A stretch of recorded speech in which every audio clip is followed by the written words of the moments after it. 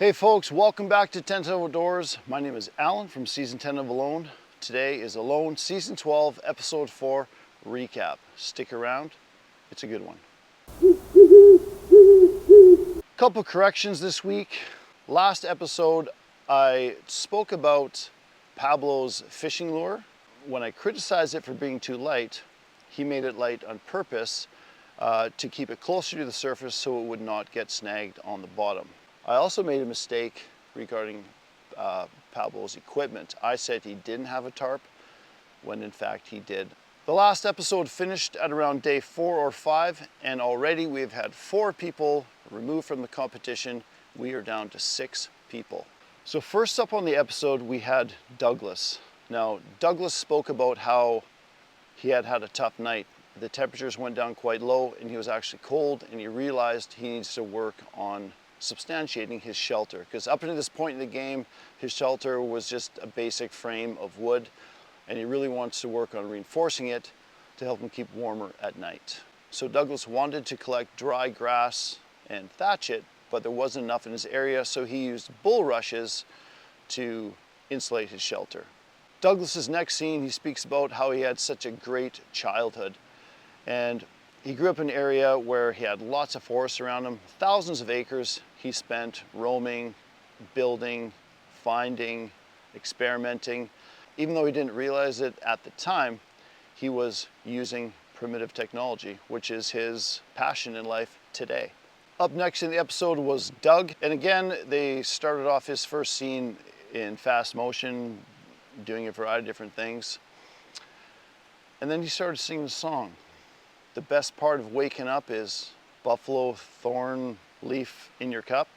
And I'm surprised he got away with that, because I remember in training camp, they said if we sing like a commercial or a popular song, they're not allowed to put it in due to copyright. So Doug's working on a fishing lure. This next scene kind of reminded me of a scene from season 11 with Dub.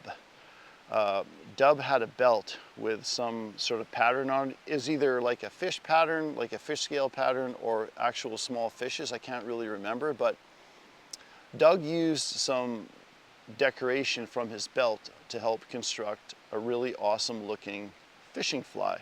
It was like a streamer. He used a feather he had found, built it on one of his larger hooks, along with some stuff from his belt and thread and whatever else he had with him. I think it was a tag from one of his undergarments, and he made a really impressive looking streamer fly. And I remember he said to the camera, "Man, I'd buy that." Doug finds an animal leg, and as he continues on, he actually finds the entire carcass of an impala, the skull, horns, all the bones, everything. And I'm curious to know if Doug is going to use either the horn or some of the bones to create something. Doug talked a little bit about the relationship he has with his dad, and even though his dad's long gone, he's always in the back of his mind, like wishing that he could kind of show his dad what he's doing. He's like, "Dad, look at me now, look what I'm doing," which I thought was pretty cool, because as you guys know, I lost my father too, and when I was out there, he was always on my mind, and I often thought, man, I wish I could share some of this experience with my dad. So Doug puts his new fly to use, and according to the edit, it happened quite quickly, but we don't know how much time elapsed from the time he put that fly in the water, but he ended up hooking a nice sized fish. He reels it in very excitedly. It kind of brought me back to when I had a fish on my line, and I lost a couple of fish from not thinking and being too excited and just like making silly mistakes. And he got it to the shore. He lifted it up out of the water right by the shore. So instead of pulling it up on the shore and like dispatching it or getting it to an area where it's not going to get back in the water, he kind of held it up in the air, and of course it wriggled and it flipped off the hook and went back in the water. And that reminded me of a scene from season 11 when Dub, I've been talking about Dub a lot this session, haven't I? Anyways, Dub, I think it was an in canoe, or it might have been a pike. But he caught one up, he held it up in front of the camera, and it wriggled and it flipped out of his hands into the water, and it escaped. But here's where Doug needs some recognition. Now, Doug didn't get mad. He didn't, you know, freak out and get all down on himself. He kept that positive attitude. He just said, well, you know what? This is a good thing because I know I can catch fish. There are fish here, and I know that I'm going to catch another one. So good on you, Doug, for keeping that positive attitude, not getting down on yourself, because things are going to go wrong. And he also said something else too. He goes, I'm not expecting myself to be perfect.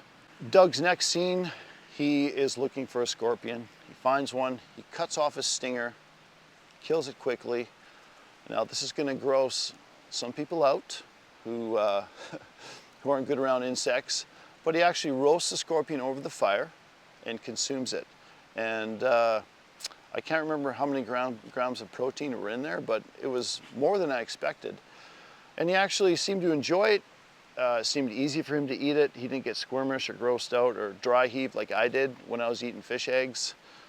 And he said it had kind of like a shellfish aftertaste, so well done. Up next is the only Canadian this season named Baja. Now Baja's first scene is the water dangerously close to his shelter. And because of Baja's shelter design, he just was able to lift it up and move it back away from the water. Now I believe he called his tent the Baja shelter or the Baja tent.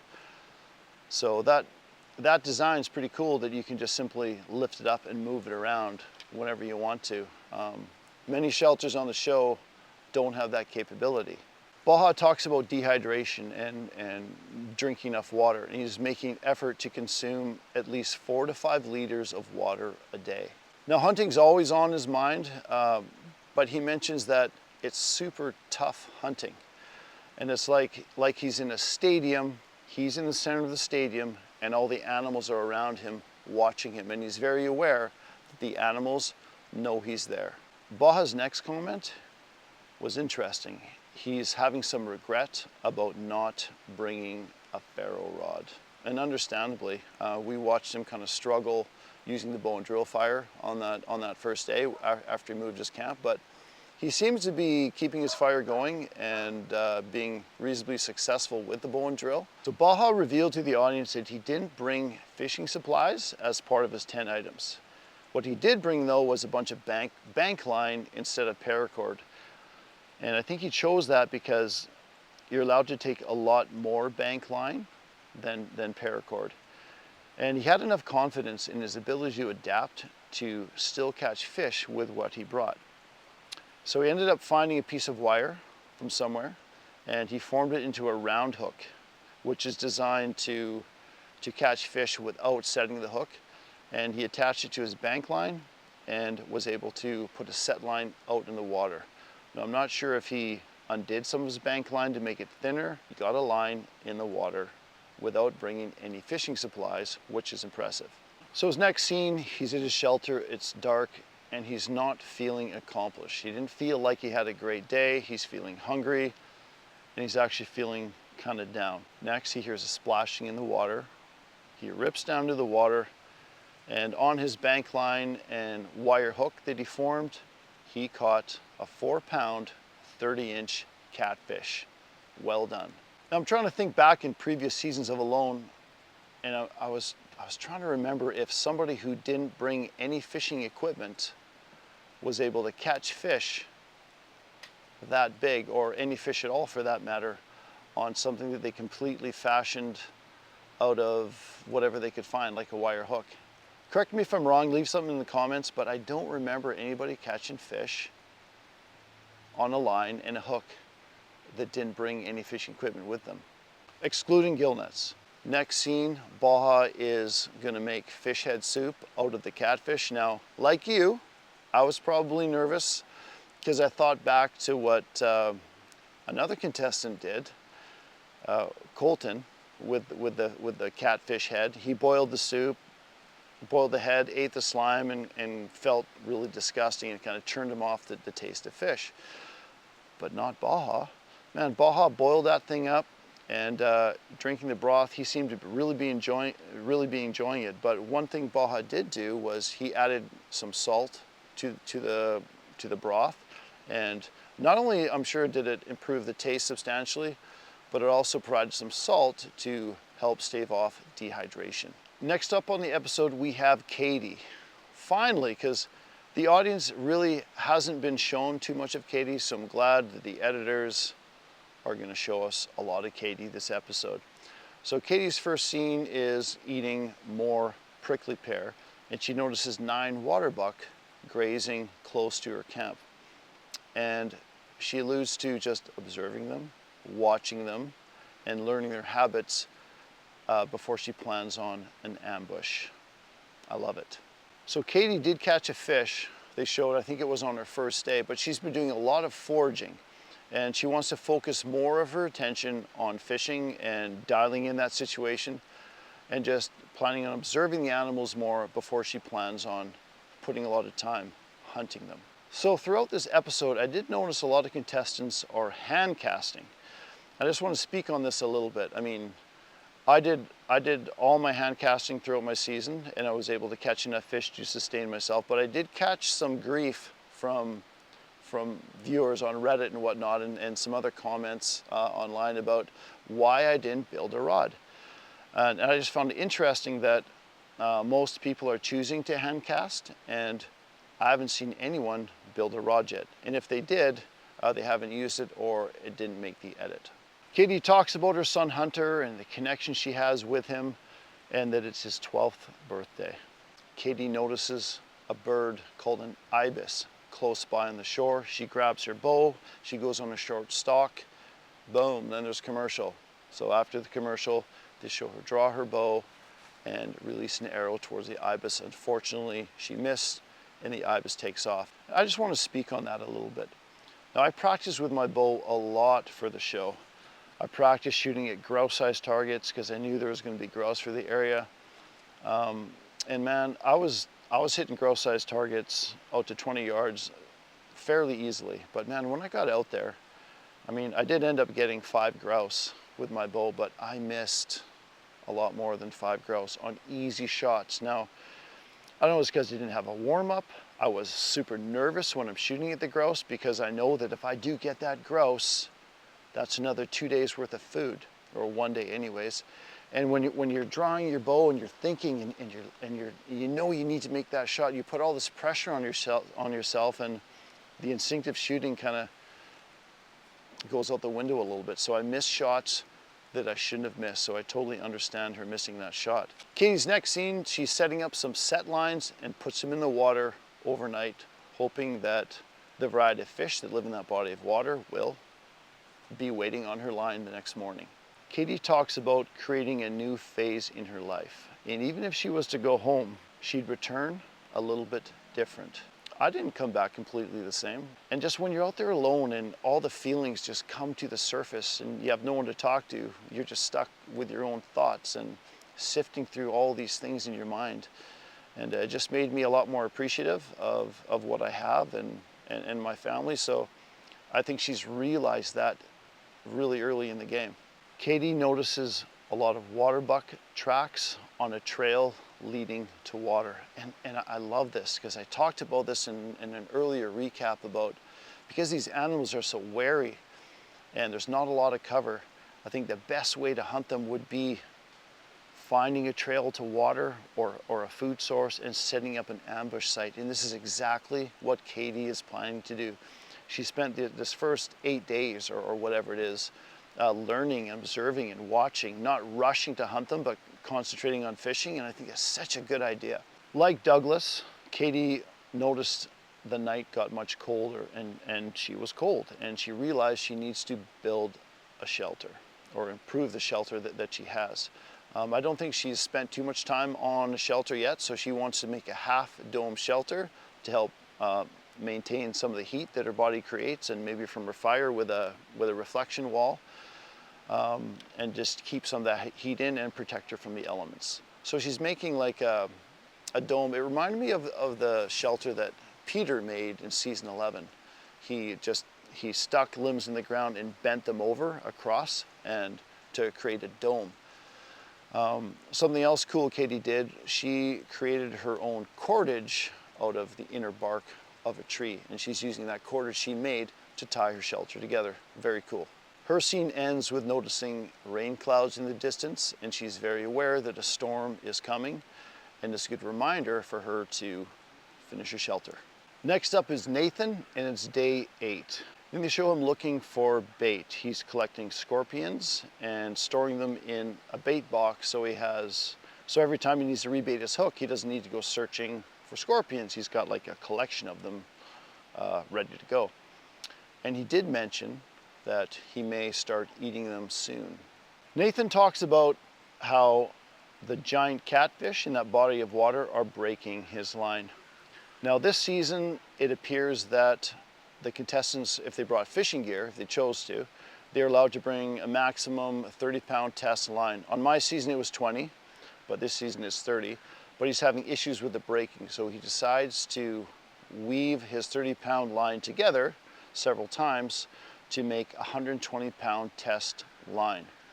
And he's hoping that a line that strong, the catfish will not be able to break it. Now, I'm not sure how these catfish are breaking his line. I would assume that he's got set lines out, and the catfish, once they're hooked, they're thrashing back and forth, and perhaps the sharp rocks in the water are breaking the line, or maybe they have teeth similar to a pike, because I believe they are called sharp teeth, or the sharp-toothed catfish. So somehow, anyways, the line is breaking, and he wants to make a stronger line, and he makes this big, thick, powerful line that I don't think any catfish would be able to break. He talks about his father, and he wants to thank his father. He thanks his father for giving him the opportunity to sleep on the ground, to become hungry and have to find your own food. And I could really relate to this, because I talked to my dad quite a bit out there, and you know, a lot of things that my dad introduced me to became my passions that led me to bushcraft and hunting and fishing, and eventually getting onto the show. And Nathan talked about how even though his dad isn't there, he really feels his presence. So Nathan noticed a mouse, and he spoke about how he wants to trap that mouse and use it as bait to catch fish. Now, to some people that might sound strange, but even in BC, where I fish, it's well known that large char like mice, especially in rivers and lake shores where there's an overhanging tree or long grass but beside a steep bank. Often mice fall in, and that's a big chunk of protein for a fish.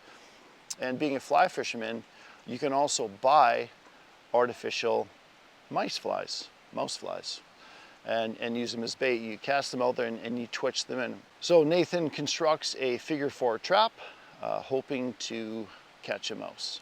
Heading back to his fishing, and he set that line earlier in the water.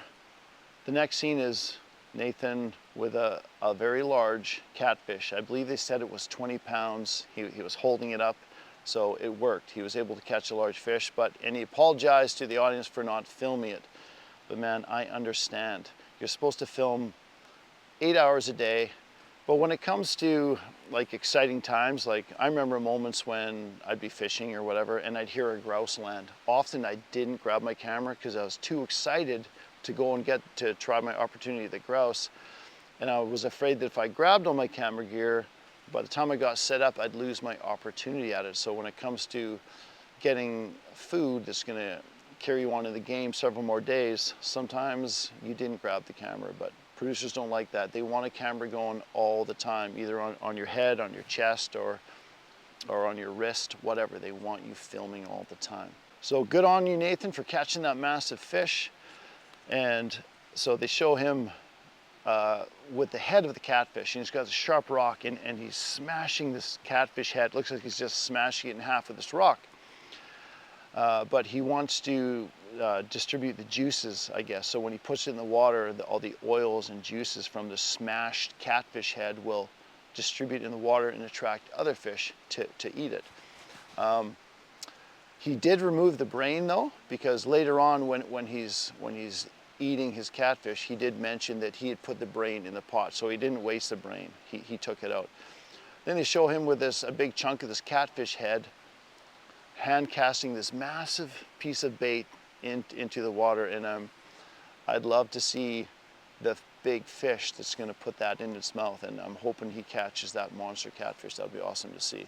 Now Nathan also brought salt with him, and they showed him like grating salt into his pot of fish to add to the flavor and make it more delicious, and also to help with dehydration.